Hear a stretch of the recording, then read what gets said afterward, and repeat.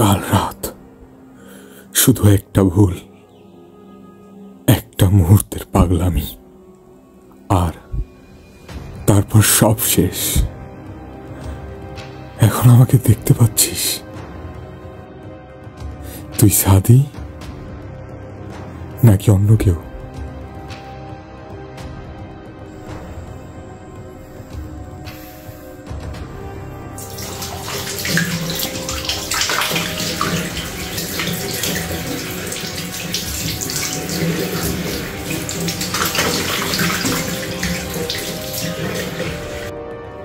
না না,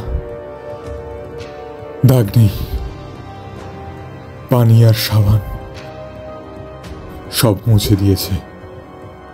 কোনো প্রমাণ নেই। ওরা কিচ্ছু পাবে না, ওরা কিচ্ছু দেখেনি। কিরে, তুই তো সব দেখেছিলি, বল না। ওটা তো একটা দুর্ঘটনা ছিল, আমি তো কাউকে মারিনি।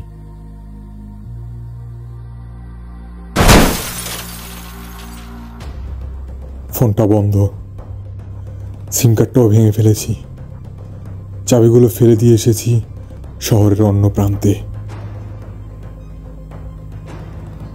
কেউ কোনোদিন জানতে পারবে না গত রাতে কোথায় ছিলাম। আমার অ্যালবাইন তৈরি। অফিসের কলিগরা দেখেছে।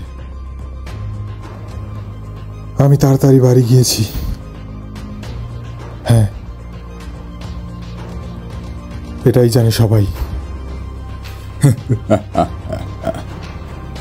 সাবাস সাবাস সাদি, তুই পুলিশকে ফাঁকি দিয়েছিস, বন্ধুদের ফাঁকি দিয়েছিস, কিন্তু এই মানুষটাকে কিভাবে ফাঁকি দিবি? আয়নার পিছনের লোকটি, সে তো সব জানে। সে তো জানে যে হাত পিছলে যায়নি, এটা ছিল একটা ক্ষোভ, একটা সুযোগ। আর তারপর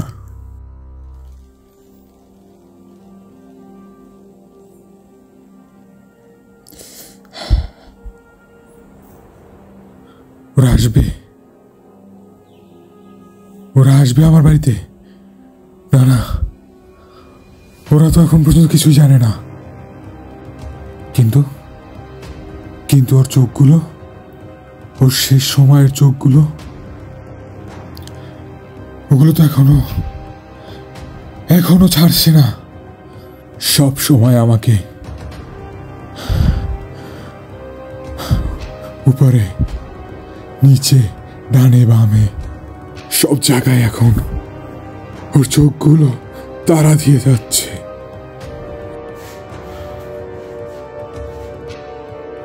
শোন সাদি, আর কোনো দুর্বলতা নয়। তুই একজন অভিনেতা,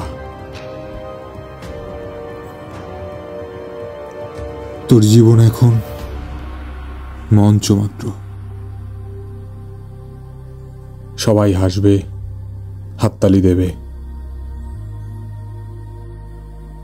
তুই নিখুঁত এখন, তুই শান্ত। তোর ভিতরের ভয়টাকে তুই বাইরে বেরোতে দিবি না। মনে রাখিস, এই গোপন সত্যিটা যদি সবার সামনে আসে তাহলে তুই শেষ। তাই ভুলে যা, আর মনে রাখিস, তুই কিছু দেখিসনি, তুই কিছু জানিস না।